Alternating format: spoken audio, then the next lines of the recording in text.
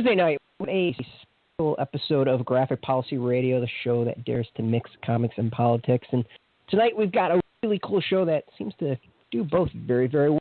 We're going to be talking Thor Ragnarok. Now, while a lot of people have praised the film for its, well, beautiful visuals and great humor and action, deep underneath, there's a hell of a story out there about colonialism and refugees. So we're going to be talking about that tonight. Before we introduce our guest, I want to welcome my co-host, Alana. How you doing? Hey, I'm really excited for tonight's episode. So, yeah, let's do it. Yeah, we're going to dive into it pretty quick. All right. Returning to the show is David Wilson. He's a Los Angeles-based filmmaker and lecturer at UCLA and Columbia College Hollywood. And he has directed numerous short films and 2 feature films. Most recently, Sepulveda, which he co-directed with his wife, Jena English. He writes essays, film, and culture at geniusbastard.com. And we'll, of course, be tweeting up his info for you to follow him at. Welcome back to the show. It's awesome to have you. Thank you both for having me. Absolutely. This is one of those movies that I sort of tuned out to the information about, knowing I would see it no matter what, because I was sure it would be good. And I kind of came into it without a lot of preparation, and I feel like that was a perfectly fine way to go about it. But I know that there's been a lot of excitement and build up for it as well. Were you guys I actually hadn't seen the director Taika Waititi's earlier films, although I know I should have, although I have seen the episodes of Flight of the Conchords that he's directed, because I've seen a great deal of that show. But it was almost like as soon as I started actually paying attention to it, I was like very impressed that Marvel had done something like hire an interesting director and to helm the movie. And it was sort of like every little piece I kind of learned as I kind of came into it was really promising. And then I felt like it went even beyond what I hoped it would do.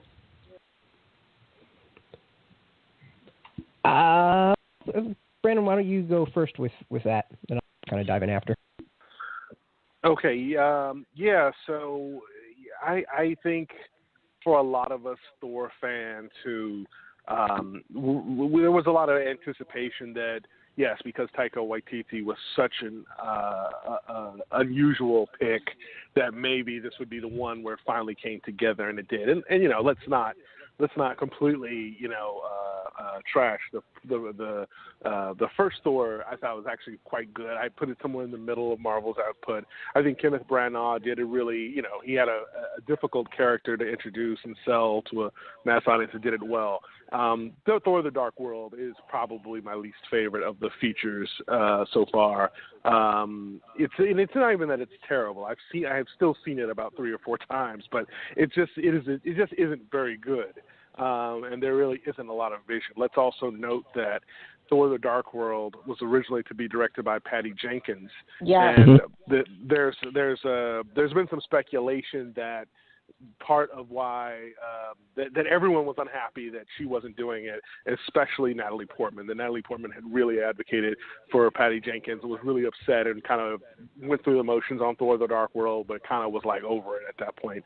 So it is a big deal that they got an auteur. I mean, I also don't really know Taika Waititi's work. I probably have seen his Flight of the Conchords, but I've never seen I've seen parts, I think, of some of his features, but I've never seen one all the way through. But I had a sense of his sensibility, and it was an odd choice, but it paid off. And, we'll talk more about it. But yeah, I think I'd like to see Marvel do a little more of this. I feel like they maybe learned a lesson. You don't just hire someone who's a really competent director like Alan Taylor. He's a very competent director, but you really need someone with a strong vision, especially, I think, for something like Thor, that is just, you can't just come in having done some Game of Thrones episodes and make it work. You need something a little more. But yeah, I think that'll do for an opener. Yeah. So I was thinking of, I'm sure I've seen the Flight of the Conchords episodes that he's done. It's not like I have a clue who the directors are for all that stuff. But I knew him from the Team Thor shorts that he did.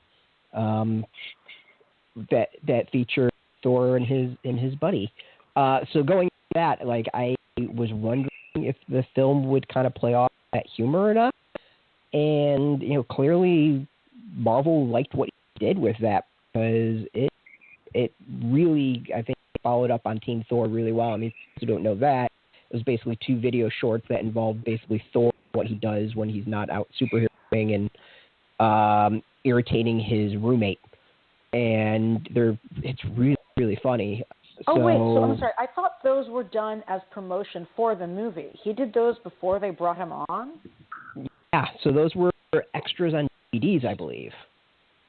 They were, wow. But I think at that point they were shooting the films already. I don't think that they were done way in advance of Ragnarok. I think they were done sort of as they were doing Ragnarok, and they knew Civil War was out. I mean, I could be wrong, but I'm pretty sure they were sort of done once they already knew Waititi was the guy. But I could be wrong. I have no idea the order. I know they came out before, and were out well before, because I think one was like Civil War extra DVD, so I don't know when Ragnarok was being done, but based off of those, I kind of assumed, I hoped that was kind of the humor that we would get in the film, and definitely the dude's got a vision in his style, and it worked really, really well here. I mean, I've heard the other stuff he's done is fantastic too. I've got a friend who talks him up tons with a couple of the movies that he's done. I haven't. But it definitely goes to show that, like, the movie made artistic decisions and was allowed to have a specific voice, and that paid off. And I think also, like, the fact that the voice of someone who was bringing specifically, like, humorous, socially aware work to the table really did make the movie a lot more interesting. Like, there were a number of existing Thor stories that kind of got mashed up into this, but a lot of it was new. And certainly how it was synthesized together. And we ended up with a movie that looks at questions like, what happened, like, the stories that you tell about your successful country today, and like what did it do to get there, and how you sort of paper over the monstrosities that led up to it, which is sort of a very Thanksgiving appropriate theme for us to be talking about now. You can go and shake your fist about how all these other cultures are so bad and so evil, like, those frost giants, they're always doing bad things, or those uncivilized people in other countries, but then not acknowledge that the wealth that your country, whether it's America or Asgard, has is begotten by war and blood and exploitation. And that is, like, very visually displayed in the scene where, hi everyone, we're doing spoilers, but I'm sure you've all seen Thor by now. Anyway, so that scene is very well revealed when Hela's in the throne room and sort of peels back the layers of paint and plaster to reveal the fresco underneath, the beautiful moving fresco. Oh, I love that art underneath. It's this true story of the wealth of Asgardian, and it's just like, I don't think that would be there if Taika wasn't making that movie. I don't think that I should really take a look to see. I should really look to see who the scriptwriters are on this right now. The scriptwriters are actually really interesting. Tell me more. We'll definitely get into that. They're really interesting.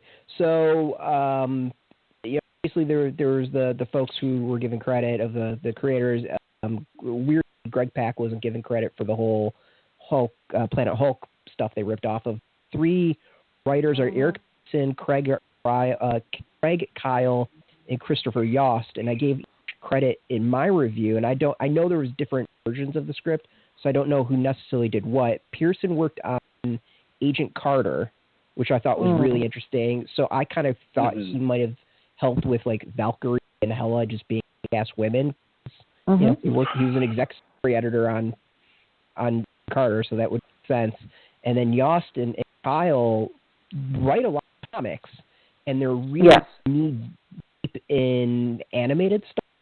So they've worked on, like, a lot of animated Marvel series. So, and that to me might explain the visual and the action aspect of it. So, like, the 3 folks that are credited, I thought are fascinating and you can kind of feel whose hands are in what. Yeah, I believe Yost had is at least one Thor credit before this. I think The Dark World, and yes, he's very much a part of the Marvel animated family, and it's kind of nice that they're letting people from one wing kind of write the films. I think there's been a tendency to get kind of precious and protective about who gets to write the films. Mm-hmm. Obviously, the comic book writers, for instance, are generally shut out of that. So it's nice to see that Yost has been kind of let in. Funny story, I was at Trader Joe's, and this is about, I don't know, right around the time my son was born, so probably 2012. And I just happened to get into a conversation with my clerk at the Culver City Trader Joe's. It's like, oh, yeah, Chris Yost, that's my buddy. When we started talking about, the Earth's Mightiest Heroes, that animated Avengers series, which is, really good, really did the classic storylines much better than the current show, Avengers Assemble, which is just sort of a placeholder for the films. So yeah, I agree. He goes way back, and and you can tell, right, that these are the writers really brought something to it. It's not the pair that are doing everything else. The pair that have done the Captain America films and they're now doing the Avengers films. They're too busy. So it was, but yeah, it was a very well written script. I know there was a good deal of improvisation as well. Mm-hmm. But whoever wrote the line, Hela's line, where do you think we got all this gold from? That was kind of a jaw-dropping line to hear in something like this, So you're like, whoa, like you were getting real here, and yeah, exactly. It's like, you never know with these things. Obviously, Taika Waititi is not a credited screenwriter, but clearly somehow his own personal, take as a person of color, as a person who's, partially of or half of a heritage that's been, marked by colonialism. I mean, yeah, he had to have had a hand in that somehow. And yeah, it's sort of like what the best part of what book movies can do when they can just touch on these very real things while you're having a great escapist time and trying to forget about the fact that the world's going to hell. Although you really can't, because Thor Ragnarok, it's like the whole thing is about the world going to hell as we've spent the better part of a year worrying that at any minute there's going to be two infantile egomaniacs going to drag us into a nuclear apocalypse. So yeah, it's escapism, but only so much. Actually, the film was really good in the escapism. I mean, for me, it was hitting me when she talked about the gold. She kind of gives her she's chewing the scenery, talking about how Odin is. That she was kind of his dirty secret, and that he got rid of her. That's when it clicked to me. I was just like, oh shit, this is all about colonialism, and them destroying the world, all the 9 worlds, and using them to build their kingdom, and how they hit all that. I'm like, that's really cool. And I've talked to other people since, and I brought it up afterwards, and they all looked at me blankly, and they're like, I didn't even think about it. I thought it was just awesome. Action was great cool. So this is that I think works really well on level. I definitely think there's a lot of people who seem to be tuned out from that, which is probably because the movie is so much fun that it would be entertaining enough even without those layers. But it's a shame because these messages are incredibly important. The other piece, obviously is around refugees. You watch an entire population of people be pushed out of their homeland by crisis, and the movie really literally leaves them up in the air. I love in the end when, Loki is focused on, will the people of Earth accept me? The question is, will the people of Earth accept Asgardians, and migrating en masse? And, in the comics, we have the whole thing where Asgardia gets relocated into Broxton, Oklahoma, which is a really cool storyline from a number of years ago in the Marvel comics. And I hope the movie actually does eventually plot Asgardia on Earth and deal with that. But yeah, you have an entirely refugee-based culture and society now of people who weren't used to thinking about themselves like that. Thor obviously is an immigrant to Earth, but he's very much living of a oh my gosh, the word expatriate lifestyle. Like Superman came to Earth very clearly as a refugee, and Thor is absolutely an immigrant, but he's not. But he's moved there because he wants to have a cultural experience somewhere, basically. So with this movie, you suddenly have the whole society has to be on the move, and I love them with that line Asgard is its people. And, being like a Jewish person who very much believes that Jewish people right. exist without having a specific country, and I'm entirely fine with that. And that we're like, I was like, yes, thank you. We're a people, and we're an ethnic group that encompasses many different things, and we don't all look the same. Much like the Asgardians, Jewish people look various ways. Some of us look like Idris Elba, and If you're lucky. yeah, exactly. Some of us are really lucky and look like Idris Elba, and so yeah, it was sort of like I don't think I've seen people talk about it in terms of like metaphors for Judaism really, but I've seen really fantastic critics who are coming from Polynesian and Hawaiian cultures talking about what this movie meant to them. And I just want to quote some stuff from Fangirl Jean on Twitter, who folks should totally follow. Fangirl JEANNE. She was saying that a lot of white Americans completely missing out the themes of this movie that are distinctly indigenous. It's very interesting to see. He talks about themes like reclaiming cultural identity, stewardship versus sovereignty, maintaining cultural unity in the face of losing your homeland, and etc. And I definitely just suggest folks, I'll link to her Twitter feed, go read it. I wanted to get her on the show, but the schedules were like not reconcilable, unfortunately. But I was just definitely think like go and find some folks from indigenous viewpoints and from Polynesian viewpoints and hear what they've had to say about the movie, because like when you think about like touches like the way that the Valkyrie in the movie, who does not have a name in the movie, right? Tessa Thompson's character is, she's been pushed out of her homeland, and like how is she dealing with it? She's trying to black out the pain, and she's drinking, and she like is doing that to sort of protect herself and divorce herself from this trauma she experienced. That's not nothing, Oh, yeah, I mean, she's dealing with PTSD. Like, the movie straight up deals with PTSD. And she's going through it. Like, she's sitting there drinking heavily. She's acting out. Like, these are some of the signs of someone who is experiencing that.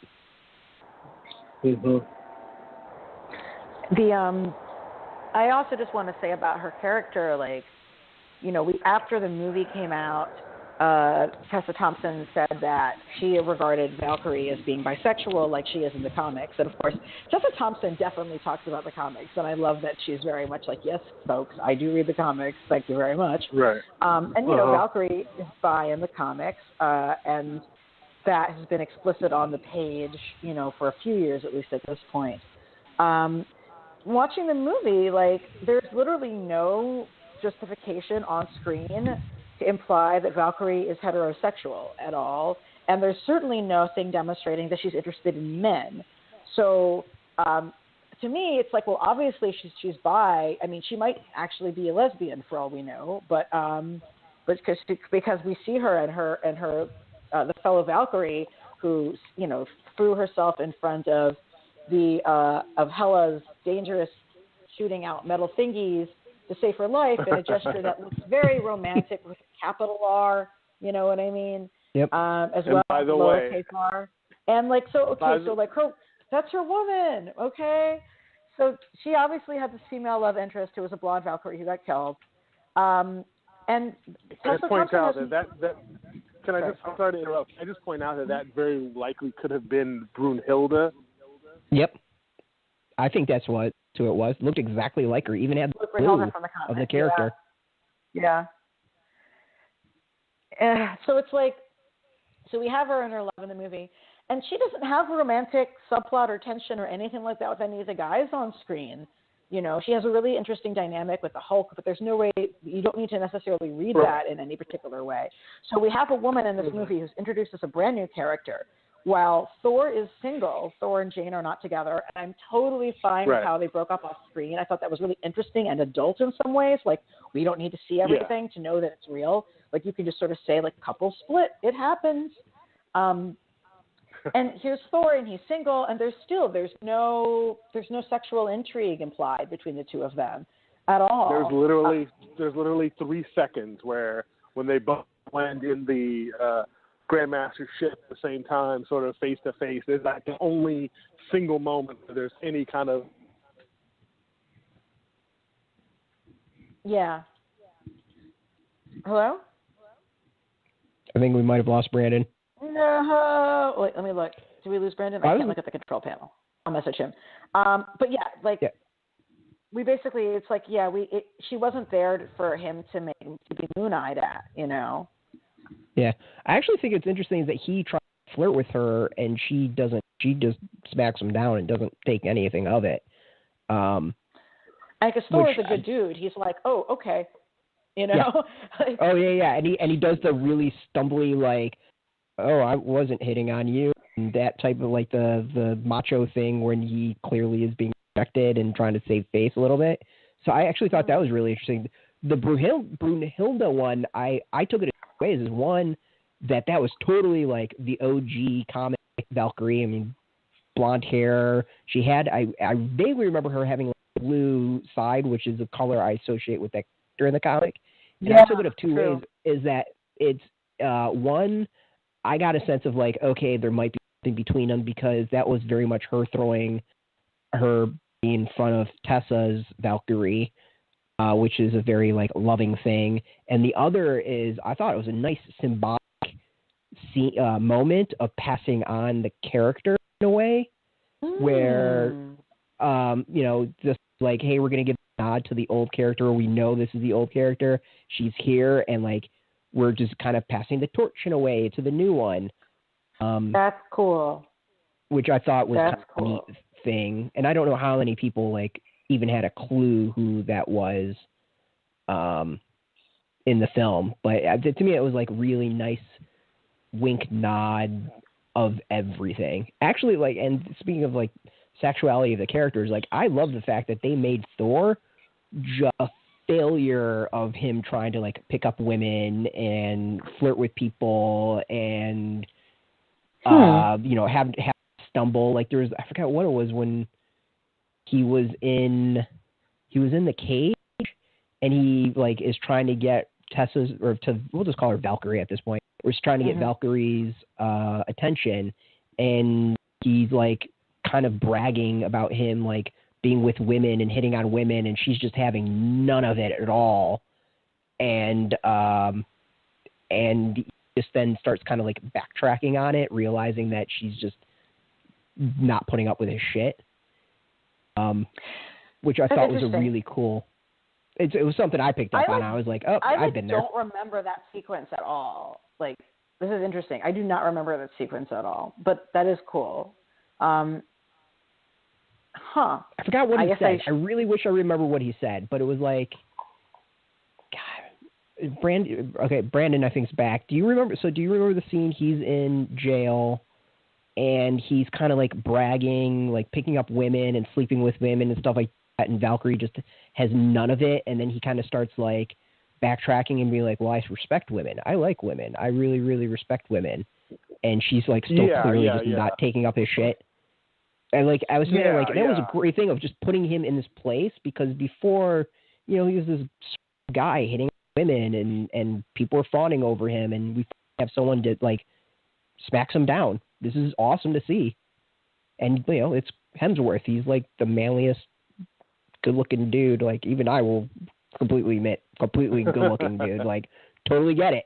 And you've got this other character just being like, nope, not at all, not interested, and not put up with your shit. Yeah, I can you guys hear me? Yes. Yep. Hello? Okay, good. Yep. I remember the moment. I kind of took it to be, I mean, there is a bit of it where she's sort of like, it's not landing and he's sort of stumbling, and you know, of course, he does the great moment where he's like, which I totally support, about the Valkyrie being all female. Kind of reminds me of his moment with Sif in the first film. Please. I just have to respond to that real quick. Is that actually, so when you were saying that there was improvisation, I'm presuming that actually was one of the bits, and I actually have problems with that. So let me walk folks through this real quick. So when he realizes that she's from the Valkyries, when Thor realizes that she's from the Valkyries, he sort of begins to fangirl out, and he's like, I love the Valkyries. I used to want to be one when I was a kid, and then I found out I couldn't be because I was a guy. And I was like, yeah, that's totally freaking awesome because men should look up to women's groups. And then he said, which I think it's really great that they're all women. I'm not criticizing that. It's like a cool thing that women can do that now. And I wanted to scream because the important thing about the Valkyries is that this isn't some like, oh, now women have their own super team that men can't join. The Asgardian culture is not the same as USA culture. In the Asgardian culture, women were always badass warriors. So this improv that he had, I presume improv, I don't know, implies that it's a new feminist development that women have their own teams, which is literally at odds with both the text and also with what's cool about it. What's cool about it is the Asgardians are egalitarian in the first place. Women have always had their own separate team. They have a specific social role for it. And it felt like an improv for me that came out of the actor not knowing how to conceptualize a world in which women were equal in the first place. Yeah, I think that's the downside of the improv is that you get lines like that, which in the moment I'm sure felt funny and whatever, but the implications. That's the drawback. That's the trade-off when you do improvisation of that kind. Is that should have been stopped. You're 100% right. That was kind of inappropriate. It's commentary and they're sort of lampooning how men try to seem very sort of woke and progressive when they're also in the course of talking to an attractive woman. But it kind of betrays a lot about what Asgard is. Here's my question. Like, how much would he know of that? So, I remember watching that scene and I kind of cringed a little bit at it. I was like, great when he's like, oh, I wanted to be Valkyrie, but then I learned I was a dude, didn't do it. I was like, sweet. Like, we get a nice reversal of the guy feeling like he can't be something. At the same time, like, how much history would they actually know? Because wouldn't you need to kind of cover up the Valkyries a little bit to up Hela, and like I don't know, I just never got quite a sense as to like what was known, what wasn't, what was Valkyrie's history of Asgard, other than like they were mythical badass women. That was about it. Yeah, I don't know. Well, that didn't bother me, but it didn't bother me. Although, they would. I felt while watching it, and I've seen it 2 times now. But I felt watching it the first time like, well, they would know each other, right? I mean, he's the son of Odin, and at some point, the Valkyries would their paths would cross with Odin's warrior god son. So they would at least have sort of seen each other in passing. So I thought it was a little unrealistic that, she wouldn't, I get it why she doesn't care to let on that she knows that he's the prince of Asgard, but I think he would absolutely have probably recognized her because, there are a lot of them, but it just seems like that would have happened. Also, there's a slight change here where the Valkyries, they're in the comics and in the myth, they take those fallen warriors to Valhalla, where great warriors get to go. Here, they're sort of more just sort of almost like the Asgardian Dora Milaje. They're just sort of this elite band of warriors. So it's it's a slight difference. It's a little odd that they sort of did that, given that the goddess of death is the villain, and Valkyrie has a death connection herself, but that was the decision they made for for whatever reason. But it's a little different from the comics. Yeah, I don't think he would know her though, because I got a sense of like they went up against Hela, they were all butchered except Valkyrie, the Tessa's Valkyrie, and then she got the hell dodge and was like, I'm bolting, and Thor wasn't around at that point in time. Like I don't think he necessarily was born. He wasn't born so yet. If he bolted after the Hela incident, he might have not been born yet, so he wouldn't have known her, which is why I swear at one point he says like, I thought you were a myth like that, or I've heard these things but wasn't quite sure. It seemed like everyone still thought Valkyries were myths. Yeah, I think I don't know. I think that we know that Thor. We need a timeline. We know that at some point Thor did not exist and then he was born. Like we know that he's not a god in the sense that he's always, always been present. None of that actually bothered me. I mean, I felt like this was a movie that I really didn't have a lot of moments of confusion about the plot line or the timeline or any of those things. But but I'm also not someone who focuses on those things. I'm the kind of person who leaves a movie and writes a blurb about that improv, fucking up the feminism that I just ranted to you about. I'm not the kind of person who leaves the movie being upset about timelines. But yeah, I definitely wanted to also talk about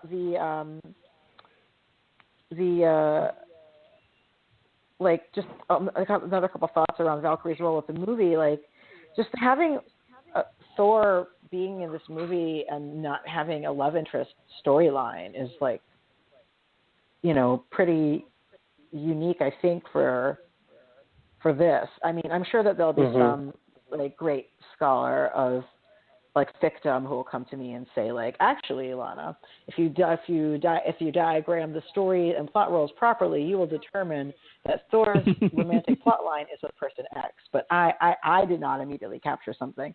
But like I said, I think it's cool like how they handled. We now know Natalie Portman doesn't want to be in these movies because of what Marvel did to Patty Jenkins, and that Thor had to break off with her off screen, and that they're adults, and I thought that was cool. Yeah. I also like the fact that since it's not even that he's got no love interest, he gets bested by women constantly. Like Hela is better in every sense. Right. She is his better. She whips his ass multiple times, and even at the end of the film, she whips his ass. Like he needs to get other people to help defeat her. So she is his better in every sense, and Valkyrie is his better in a lot of ways too. Like she gets the best of him multiple times. And, she seems to actually hold her own a little better with Hela.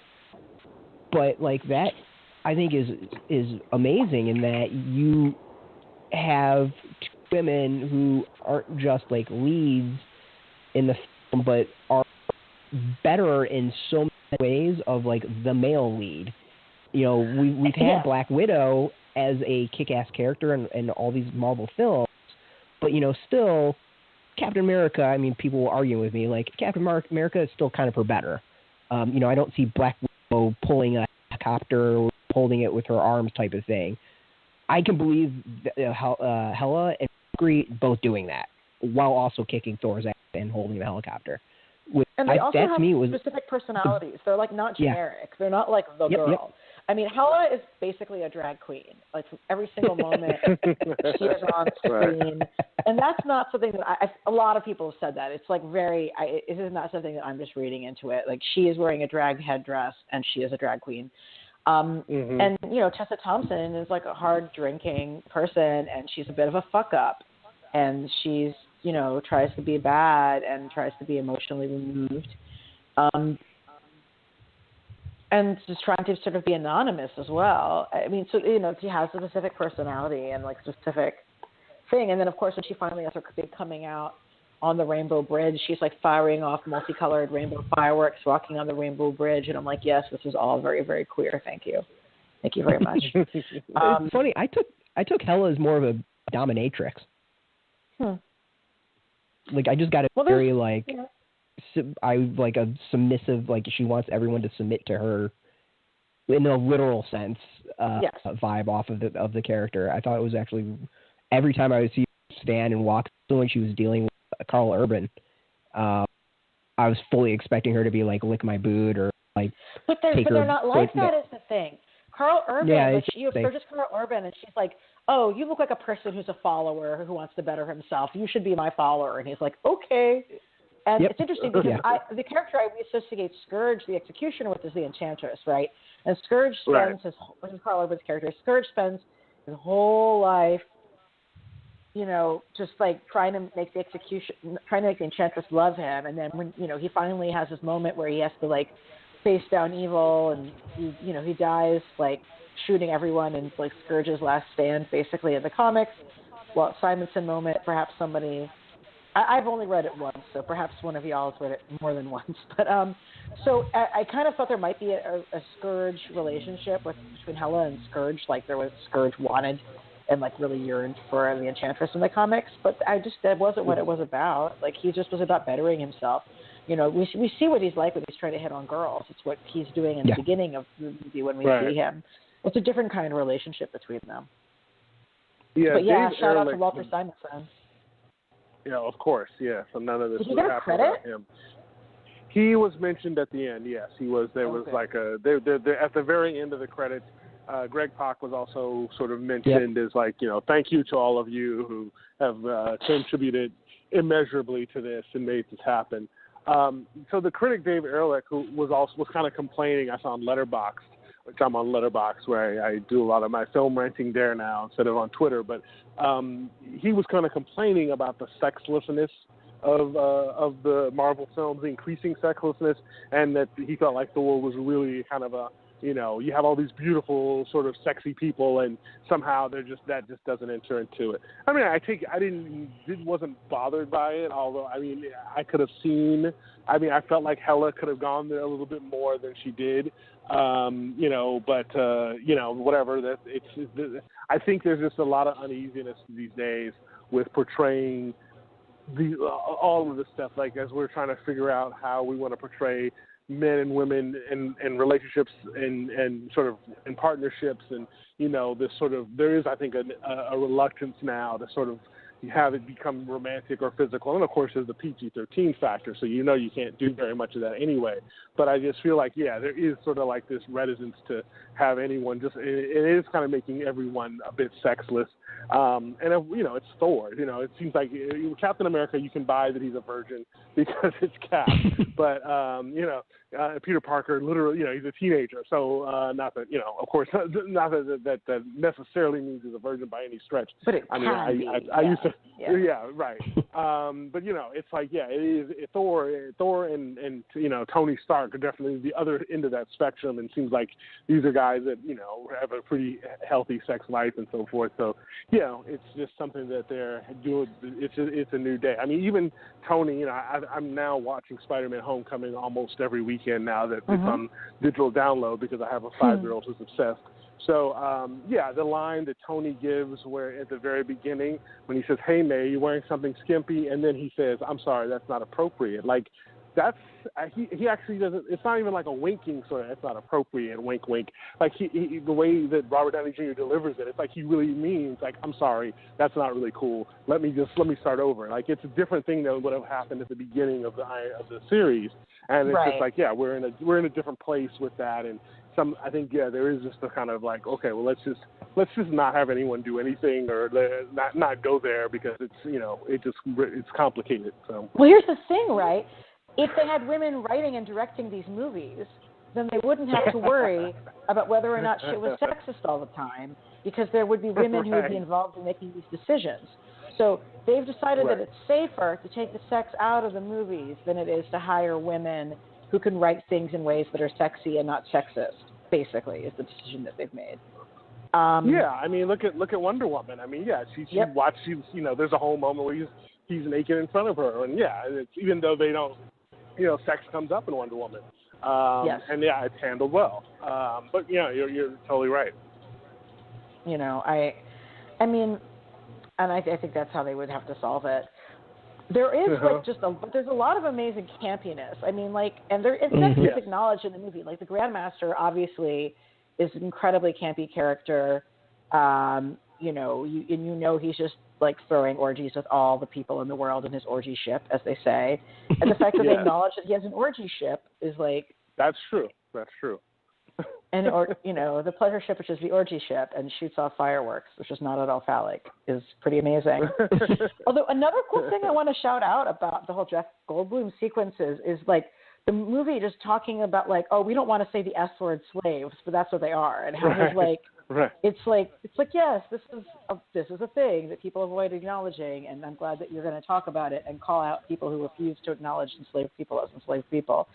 And I love that his like second in command, I don't remember her name, I want to call her Topaz, I don't know why. That's she's her character name. That is, yes, I remembered it. Yeah. So I love that the actress is like a grown-ass woman and she's not skinny.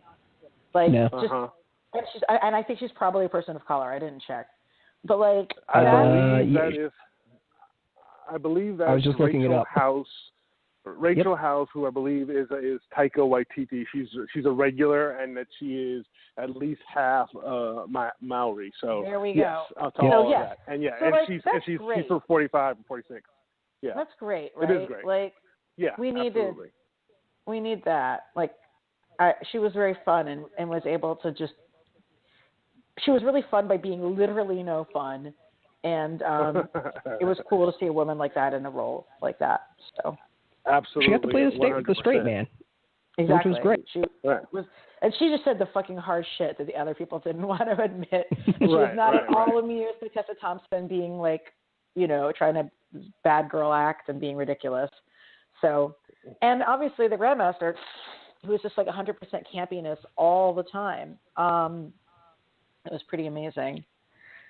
It worked. I actually was really I was really nervous about Jeff Goldblum going into it. Like, he was the one that I just wasn't quite sure how he would be on the screen, because I generally think of, like, what we know of him, of, Jurassic Park and the silliness from kind of this, like, silliness. I don't even know how to, sarcastic, dry humor.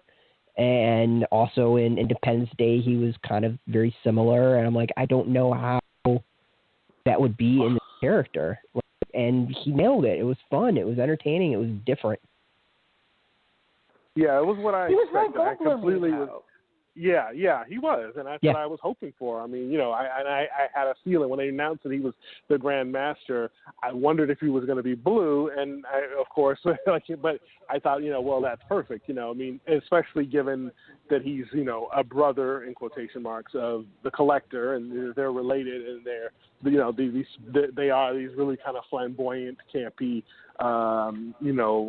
figures who right now they've never been the main antagonists, but yeah, they're incredibly powerful and incredibly ancient and unkillable. So yeah, I thought it was a pretty terrific move to have him to follow Benicio del Toro as the second elder. Technically, of course, Ego the Living Planet was the second elder, but since they had to kill Ego, they had to make him a celestial, because if you make Ego an elder, this is my guess, is that if you make him an elder, you can't kill him. So they had to change his status so that he could be nuked at the end. But it's fun that they're bringing these characters in and using them very judiciously.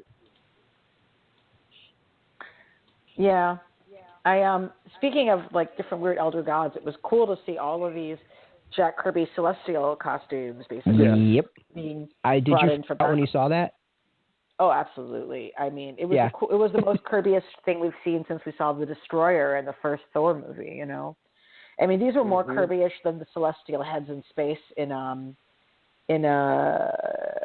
Guardians. This was more it was.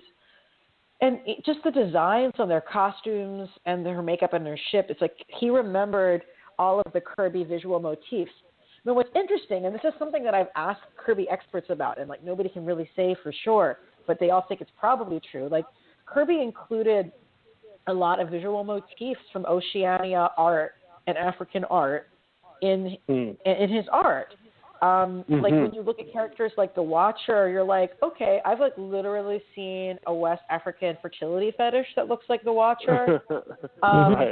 And like some of these different, so I feel like a lot of the visual motifs that we look at and we're like, that's so Kirby, is also Kirby making things that look like they're from Oceania, because I've also seen like, lots of stuff in Kirby that looks like it's an Easter Island head. Like he's using all of these non-Western art influences.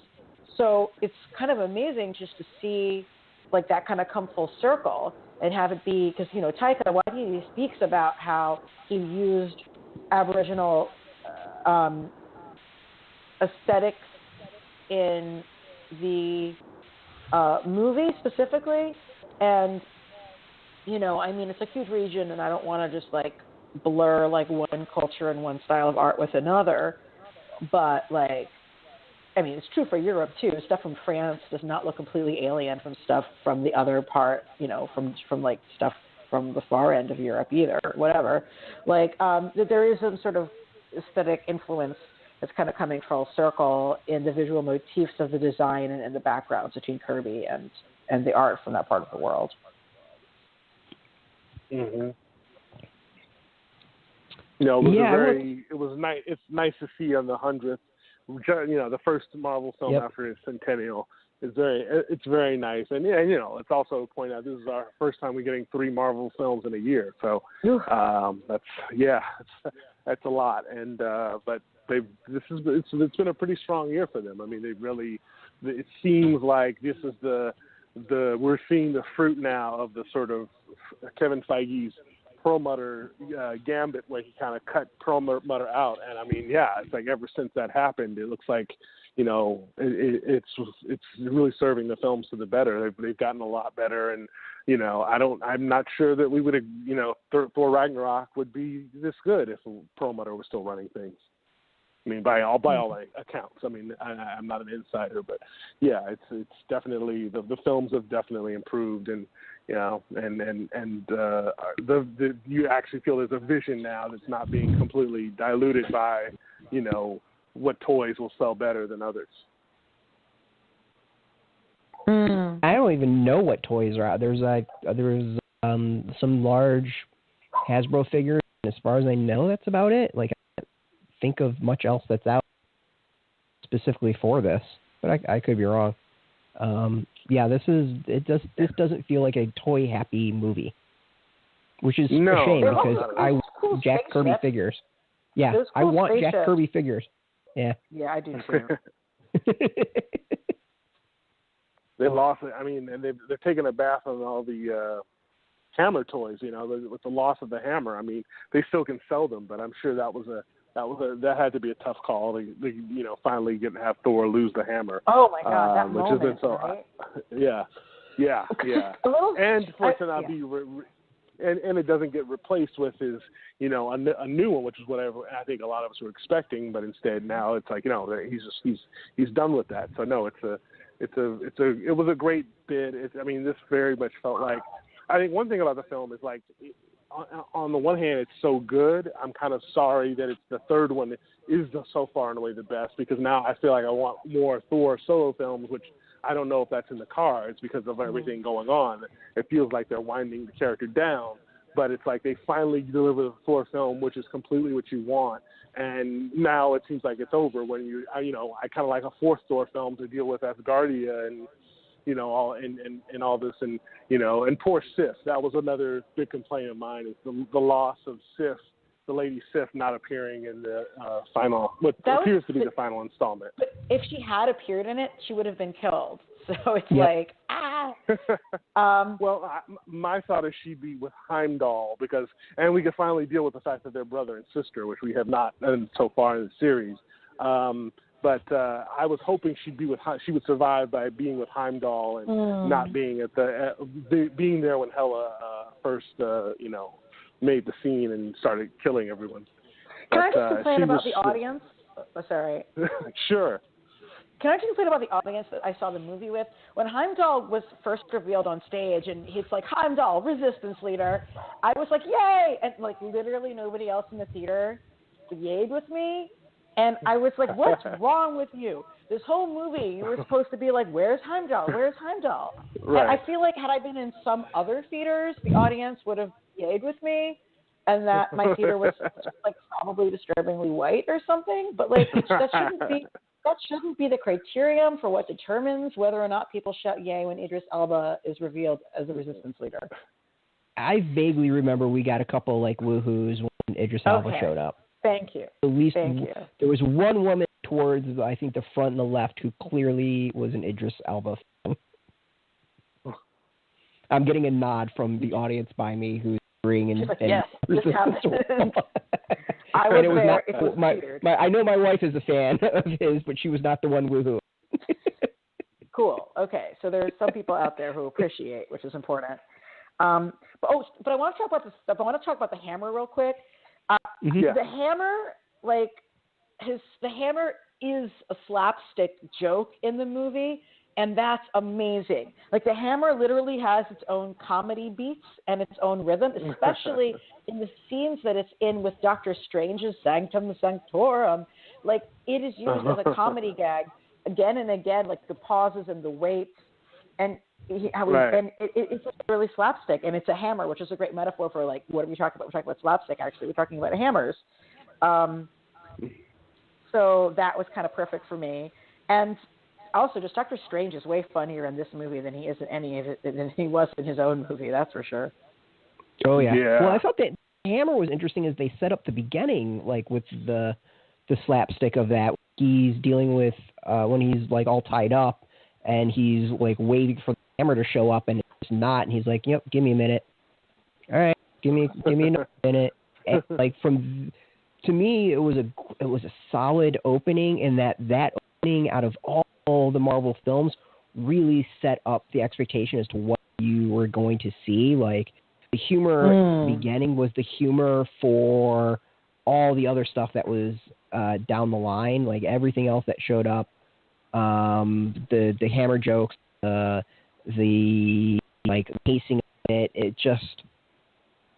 It was I really can't think of a better opening that really like sets expectation for everything else. Well, it was a great opening. When you watch it a second time, you kind of feel like they really the Hammer scenes that you get. You really kind of feel like the director's really kind of going to town with it because he knows he's only going to have it for so long, you know. So you get the great shot of like from the Hammer's point of view as it is knocking out people, but it's keeping Thor kind of in the center of the frame. That whole first sequence on what is it? Muspelheim, the fire demon planet. That planet. Yeah, he really. There's a lot of fun stuff with the Hammer. You know, dropping it in the mouth of the beast and so forth. Because it's like that. That's kind of the one scene for, and the way he uses it to smoke out Loki. So they really kind of, the writers and the director really kind of they gave the Hammer a good send off. It's also interesting that it does a great job of reminding you how handicapped he is without the Hammer. Like this is his tool, and without the tool, like he has a lot of issues. So that's the other thing I think that's really great in that opening is it reminds you, and in a way subtly, of like this is what Thor has basically, and without this Hammer, like he shoots sparkle. Well, I mean, he forgets about his powers. Like, he actually forgets about his powers, essentially, in the movie. He forgets about his lightning. It's sort of like he's been emasculated and has to have that be brought back. But the other thing with it is, like, I want to talk about, like, Viking, Norse mythology and hair and hammers. Like, there's I'm not an expert in this particular stuff, but there's, like, a whole mythology with, like, I don't know, like one of I should have asked Frank, my husband knows this shit because he listens to Scandinavian music all the time, but like one of the Norse goddesses' hair gets cut off, and the only way to get it is to get it reforged from metal, and they need the hammer of Thor to reforge her hair. So I just kept thinking about like when he gets his hair cut off by Stan Lee with a massive pair of clippers, that like he can't even actually reforge his hair because he doesn't have the hammer of Thor now. I don't know if the movie has the same sort of hair doesn't come from your head, but rather is forged from metal because the Norse are freaking weird, as the initial myths may have. But the most interesting thing, like that hair is not coming back. I mean, it's a movie that's about changing and loss. He loses his eye. His father dies. He's in charge now. They lose their homeland. He has to become a real grown-up. And on the later, like he's the one who tricks Loki for a change. Right? Like, he literally tricks Loki at the end.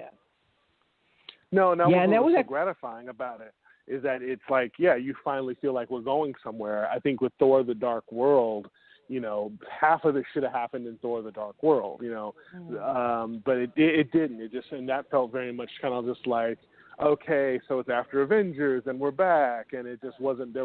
Aside from Loki sort of being morphed into a somewhat of an ally, which is, of course, got taken even further in the third film. There really wasn't much happening, and that should have happened. So, it's great that they're finally all these things pay off. Because, of course, we're waiting. Thor has his destiny. He's eventually got to take the throne, and he does, and and so forth. So it was nice to see all of it move. And it's very meta. He even tells him that you've got to. Your life is about growth. You're the god of you're the trickster, god of mischief, but you could be so much more. It's like it's like they know that we've seen it all before. We've seen Loki's act, and it was they handled very well how, giving us something that was new and making it feel like this was progressing, and also giving us things we hadn't seen. Because frankly, I feel like this is the first time we really get to see Thor be Thor. To see him really kick ass and like take on armies of fire demons by himself. Whereas I feel like all throughout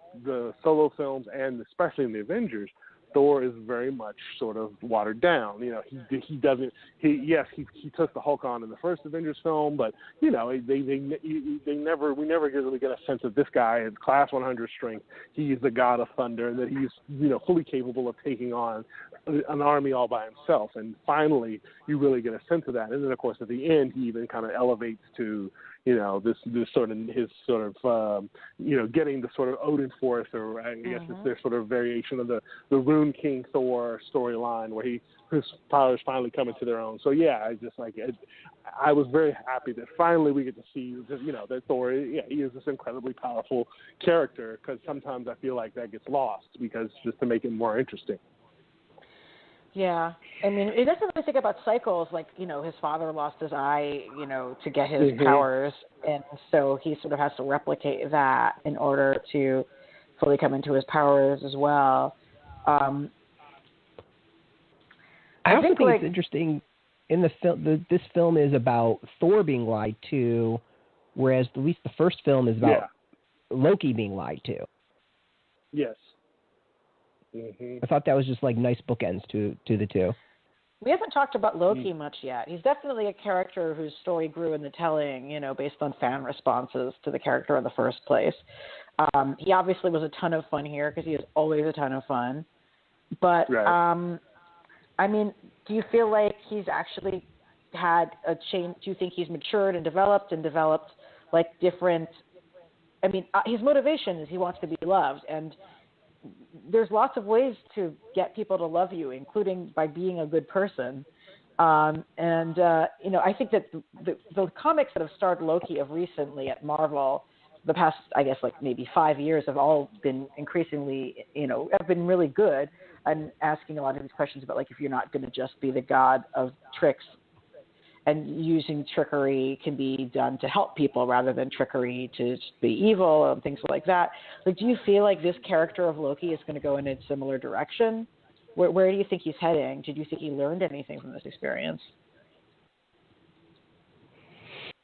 I would say it feels like he's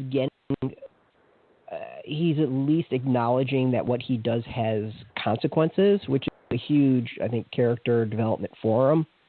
I got the sense of it from him that, there's a moment where Thor is just like, you screwed over our father, you did all this stuff, you're the reason hell is back, you did this to you this, and eventually Loki seems to get it.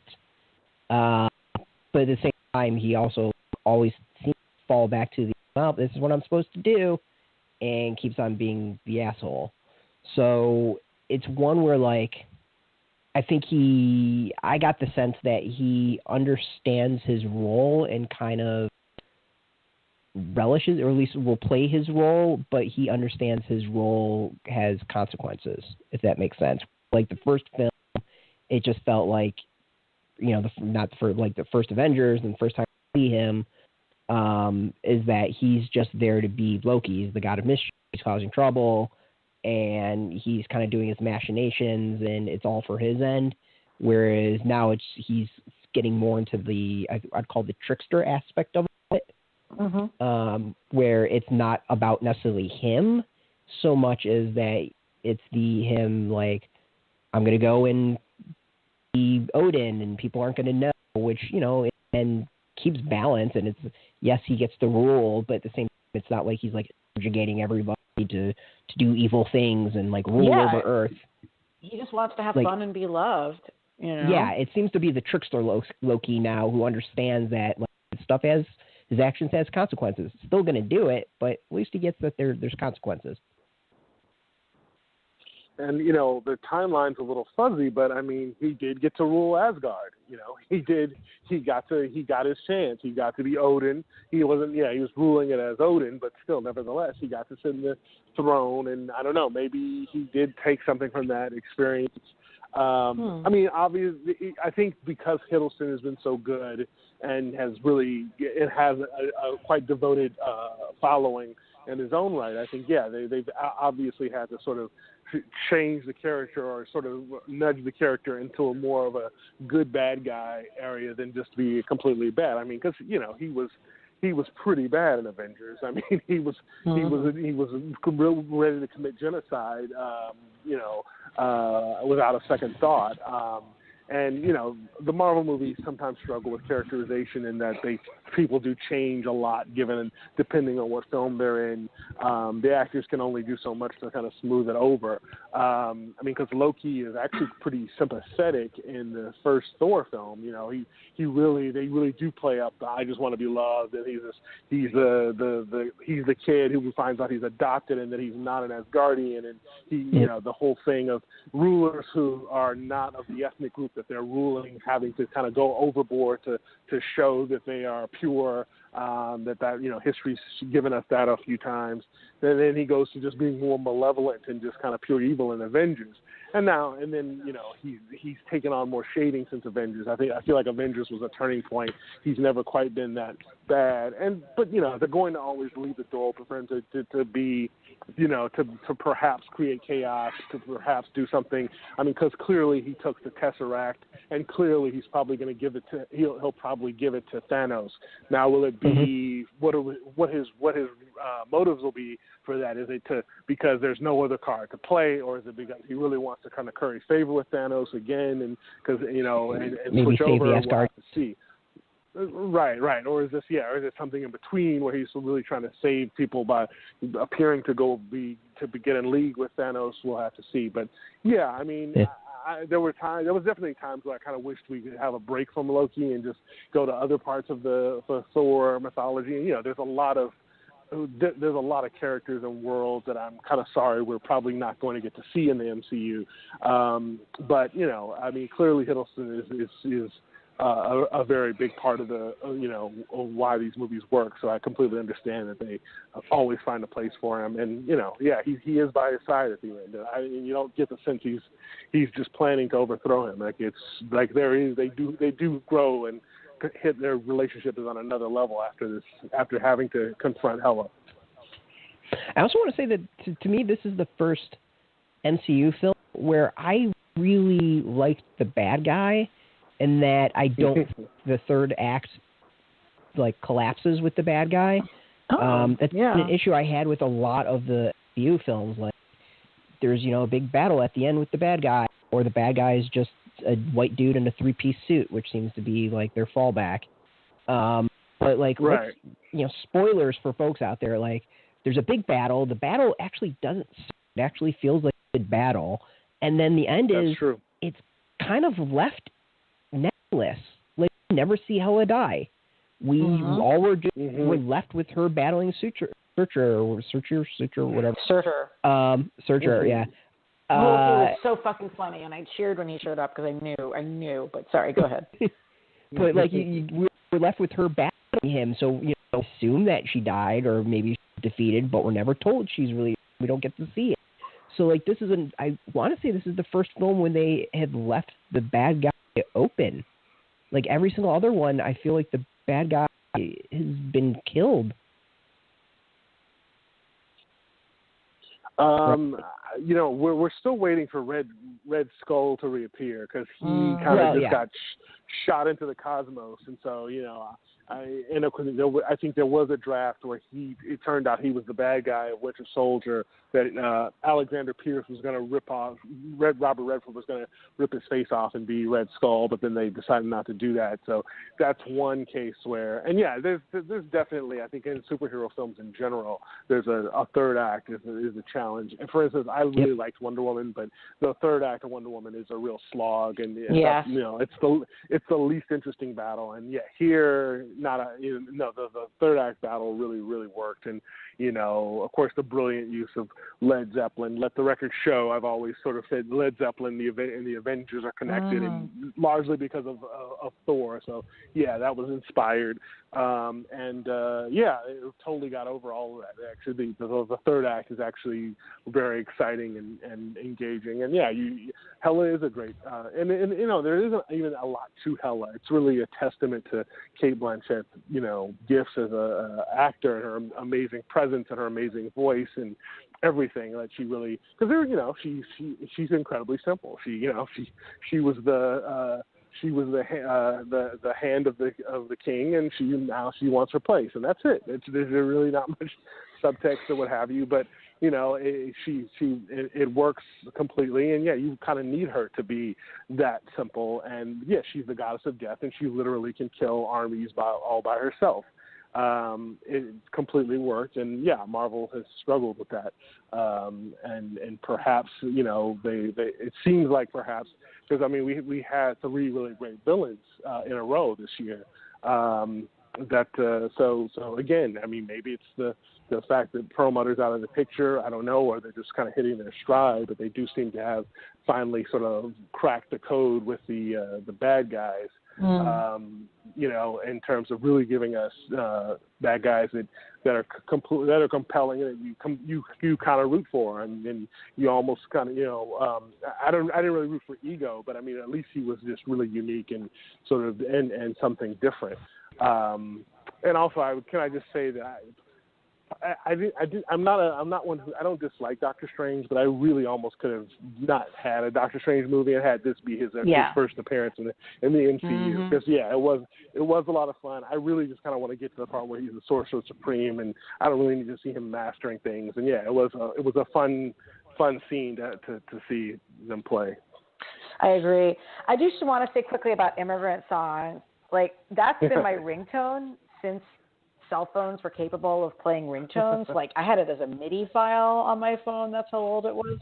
And it's an interesting theme song because obviously, like, it's about Vikings. The song is literally about Vikings. Right. But of all the things that Led Zeppelin could have titled said song about Vikings, they called it Immigrant Song, which is interesting because it's like, like Vikings were like escaping from the fact that there were more people than were able to survive on the amount of produce that their land was able to create because the weather is terrible up there. But in some places that involves like raping and pillaging, and in other places that involves like, building farmlands, and like it's a complicated thing. So I always sort of joke that like my ringtone is Immigrant Song because I work for immigrant rights organizations, but it's not necessarily like the framework, like nobody, like Vikings are awesome, but they're not good. No. But I like that they used the song twice, which is definitely one of those, like, yes, we spent this money and now you're going to see us use it because we spent this goddamn money. But yeah, it's been about time. I mean, we've also kind of been like waiting for Thor to like actually use some more Scandinavian, like black metal, Scandinavian folk metal or Viking metal of sorts in the movie. There's like a whole genre of music that exists to be about Thor. And that would be cheap to use. Much of it would probably be too heavy on the ears for a lot of people. But some of it would work. I don't know. I'm still waiting on it. But Mark Mothersbaug's soundtrack, right, the guy from Devo, it's a space soundtrack. Like, it works for Thor being in space. It is not like a Viking soundtrack. No, well, I mean, they can't do Viking things because all the like Viking black death metal bands are lost in woods and wandering around. They just couldn't get in contact with them. Man, they're like one of the biggest cultural exports of Scandinavia. For real. They're like one of the big, it's like that terrible pop music I hate, and also like Viking black metal. It's like the main cultural exports. Somewhere in the apartment, my husband is probably growling at me for not pointing out a number of other factors about this, because that's like that's his fandom, his Scandinavian black metal. But yeah, like I think like the composer being like, quote, the guy from Devo, quote, like, it was a more subtle soundtrack than I thought it would be. It did not call as much attention to itself as I expected that it would. It works really well for him being in space. But I don't know. I kind of it was a little bit less than I thought it would be in the end. I love that soundtrack. I need to buy that soundtrack. I loved that soundtrack. I thought it was just really cool. Could you hum it? Like, do you remember it? Like, what? I'm not telling you have to have it right but now, I'm not. but... No. I'm also not a great person of doing that, anyways. But it felt like a cool soundtrack for me to like sit down and have on at work. Mhm. Which, you know, it's not a knock at it. That's actually a good thing. So I like it. I like it. Plus, it's Devo. I mean, I'm going to support Devo. Mother's Law has a long history with Wes Anderson, who, in some ways, I feel like Waititi is somewhat of in the tradition of Wes Anderson, or sort of doing some of that kind of thing. I think the idea of, you know, handling characters by treating them, you know, they're like children. You know, Hulk, you know, him telling Hulk, Earth hates you, and Hulk's like, no, I want to hear it. Go, you know, they're like kids, and that's a very kind of Andersonian way to approach these kind of characters. So, yeah, I always kind of felt like, and again, this is the first time I sat through an entire film by Taika Waititi, but from what I've seen, I always kind of felt like there was some Wes Anderson, you know, sort of some similarity there. And, you know, Mother's Law, definitely, yeah, I mean, that is a strong choice. It's, you know, the 80s, going for the 80s sound, and you know, sort of like a John Carpenter soundtrack. But, you know, it could have gone another way. And, yeah, I have always been willing to have the really heavy sort of a Thor with a lot of, you know, really heavy metal and rock. And, yeah, that's definitely something we should get, but I guess we won't. But in any case, you know, the score worked on definitely for this story, where, you know, it's not as much about going to Alfheim or you know, the land of the dwarves and going to another planet. So it worked for that, definitely. And it worked well for the visuals. Like, that's the thing. I don't, you know, doing the rock Norse music that we're all thinking of, that like just wouldn't have worked with, you know, the Sakaar, like maybe in the arena scene a little bit, but I think it still would have felt out of place, considering it wouldn't fit in anywhere else in that world.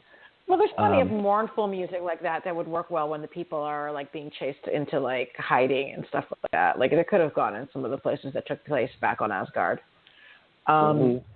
But you know what? If they want to hire me to help figure out like better usage of metal in their movies, I'm here. But you know, we haven't talked about Hulk at all, really. Like, what did you guys feel like about Hulk in the movie?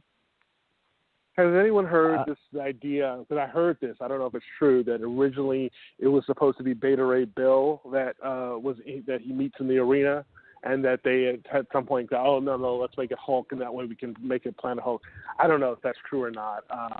But it just seemed like Beta Ray Bill, this was the moment to get Beta Ray Bill into the films, and the ship at the end is almost like Beta Ray Bill's spaceship, you know. But I don't know. They do have his head. You see Beta Ray Bill's head. They do have his head. Yeah. That's interesting. I haven't heard that. I think the first time I liked Buffalo is Hulk. Like, I haven't been the biggest fan of his take on the character in the other films, but I enjoyed it here. He kind of felt like I got a vibe of him, like he was like a nebbishy Jewish relative of mine.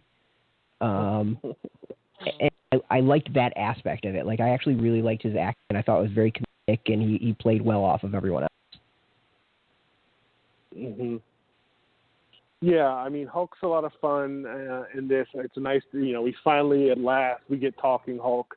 You know, that he's finally moved past just, you know, the sort of savage Hulk. So that was cool. Mm-hmm. Also, now they've left the door open for Hulk's son Scar to show up someday if they so choose, because, you know, who knows what he's been doing on that, you know, on Sakaar for 2 years. So, and time can be, you know, they can fudge time any way they want to. So, yeah, I mean, I think they've really, you could argue that they've lost, and the solo films don't have the intimacy that you get in maybe a solo comic, because they all have to sort of be Avengers, you know, 3.75 with all the, but on the other hand, you know, it is nice to see Hulk back, and he's been gone for, you know, it's been a while, and, you know, these two sort of belong together, and, you know, yeah, the scene in the arena was really well done, and again, it was like you finally got a sense of,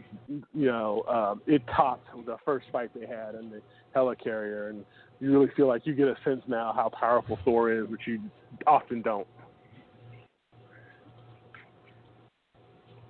Yep, That's I cool. completely agree with you. Yep.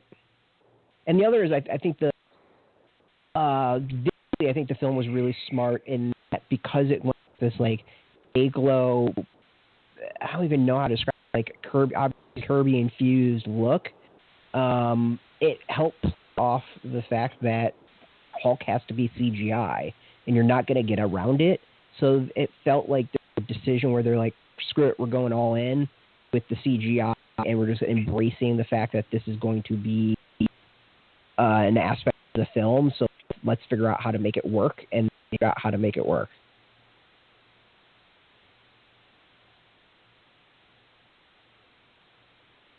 Huh. I don't know. I felt like the Hulk acting was pretty good and pretty evocative. I obviously I'm a personal fan of Mark Ruffalo because his politics are awesome and he retweets stuff that I want him to, but about immigrant rights and such. But I liked how they worked his dynamic and with the Hulk, and basically you guys are asking me to risk brain damaging myself and to risk my ultimate loss of self in order to save other people, is what the question. And it's really a terrible thing that they're asking him to do. Oh yeah. Yeah. Mm-hmm. Yeah. And it's all for their entertainment and all that. Yeah, it's well, it's not for their entertainment. It's to save the world, but it's the only, to turn back into Hulk so that they can. Yeah, when I got what you meant. Yeah. Oh yeah. Yeah. Because he was Hulk when he landed there, But he's saying that he feels if he had to go back to being Hulk again, he could be completely lost, and that's an enormous risk. I hope that the future movies that have Hulk in it address that level of fear of loss of self. Well, they have teased that the next, basically this film and the two Avengers 4 and 5 are going to sort of, essentially what they're saying is, since we can't really do Planet Hulk, we can't work out a deal with Universal for that, we're going to sort of do the sort of a big Hulk film, but break it into 3 parts and flip it into Ragnarok of Infinity War, and then presumably Infinity Gauntlet, we presume, is going to be the title for Avengers 5. So apparently, they have very specific plans for the Hulk. It's also important to note that, in the ship, the refugee ship at the end, he's still Hulk. He does not go back to Banner. So it seems like we're going somewhere with this character, and that they kind of recognize that the stakes are being raised, and that it is a crisis for Banner. It's not just something he can do, and it's interesting that the more that Hulk is more of a threat to him now that he's a little closer. He's not this completely savage entity. That now that he's got speech and he can reason, he's actually more of a danger to Banner now, because he's more of a complete person now that could just completely supplant Banner rather than just being Banner's id that he's sort of suppressing.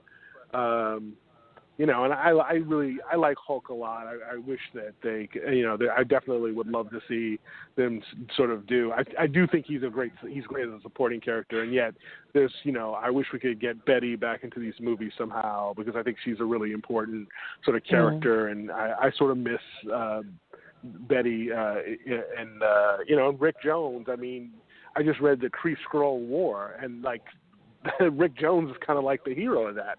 So obviously they're going to have to do. They're going to discard the entirety of the Kree Skrull War, because one assumes that they're introducing the Skrulls in Captain Marvel as a setup for their next giant event in Avengers 6 or what have you. That it'll be the Kree Skrull War.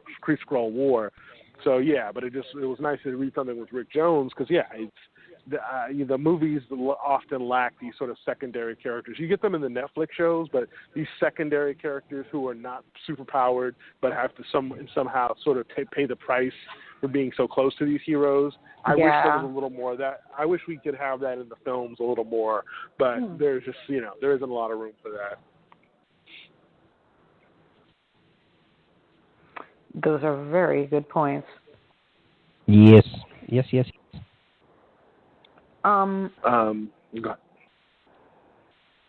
Well, we do know that Marvel has been paying attention enough to what critics are saying that they now have made Sky Anus joke in their own movie. Yes, the devil's anus. I was like, we've been making him jokes about Sky Anuses for years now. I'm glad that you are also on the internet.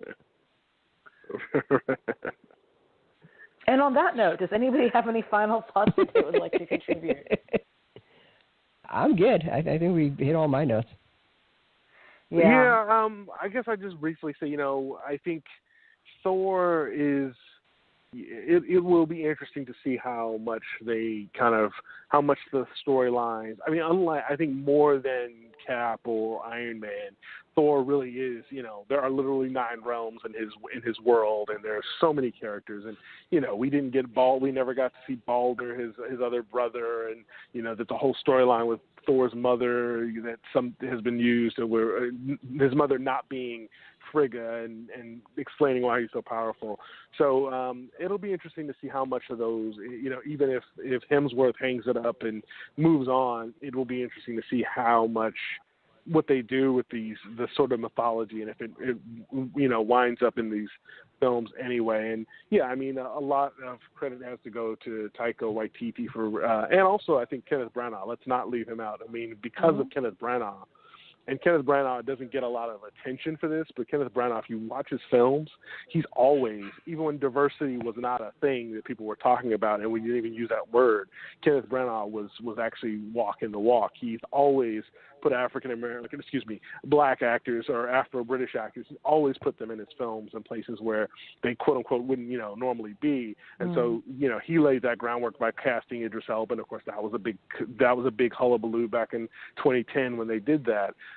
So it's interesting to see how much, Thor, which on paper, Thor, I mean, it's got a lot of baggage. I have a cousin who is a baby boomer who loves comics, but, because of his age and being sort of having somewhat of a, 60s black nationalist sensibilities, Thor was always kind of a little off-putting for him, I think.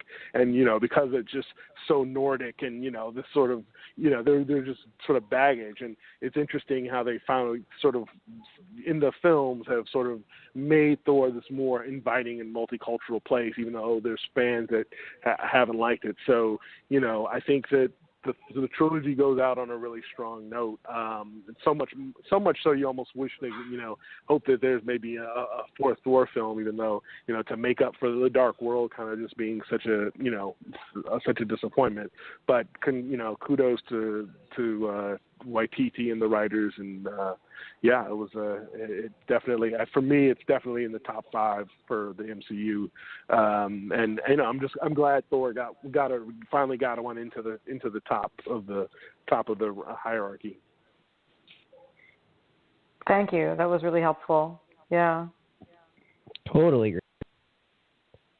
We love having you on the show. Yeah. Thank you. Thank you for having me. Mm-hmm.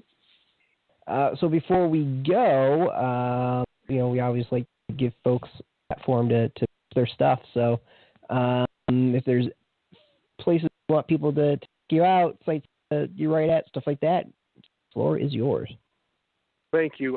So, of course, I'm on Twitter, 280 characters as Genius Bastard. I also have geniusbastard.com, which is also there's a blog associated with that, which I have not been writing for much lately because I've been, now that I'm teaching, I'm a college instructor, so my time is a little more, it's been at a premium, but I will contribute there. I'm also on Letterboxd.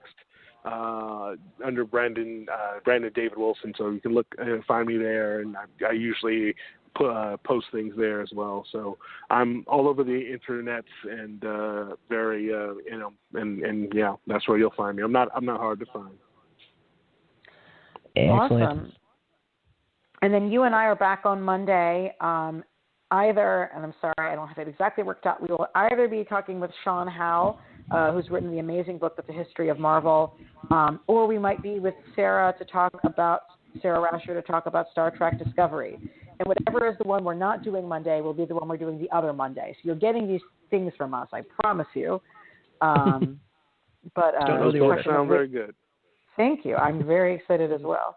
Yeah, the Untold Marvel, the Untold Story, or the official, or the Graphic Policy official coverage of Star Trek Discovery. So can't wait to do that. As always, you can find me on Twitter all the goddamn time, even when I need to stop, at ELANA_Brooklyn. And where can we find Graphic Policy? You can find us pretty much everywhere online, keeping a nice, consistent Graphic Policy. Twitter, Facebook, YouTube, Tumblr, all at Graphic Policy. And, of course, we've got our site, graphicpolicy.com. News, reviews, news every 24 hours a day. Every hour on the hour, something's new up on the site. So go check it out. And then if you came in late to the show, want to listen to it again, think it was so awesome, you want to share it with folks, you can do so on iTunes and Stitcher. In probably a couple hours, please go mark it as like a 5-star thing, whatever the top rating they've got. And it'll be on SoundCloud and our site tomorrow and on YouTube on Saturday. So you can go catch it all there. So as always, thanks so much. Until next time, I'm Brett. I'm Ilana. Keep it geeky.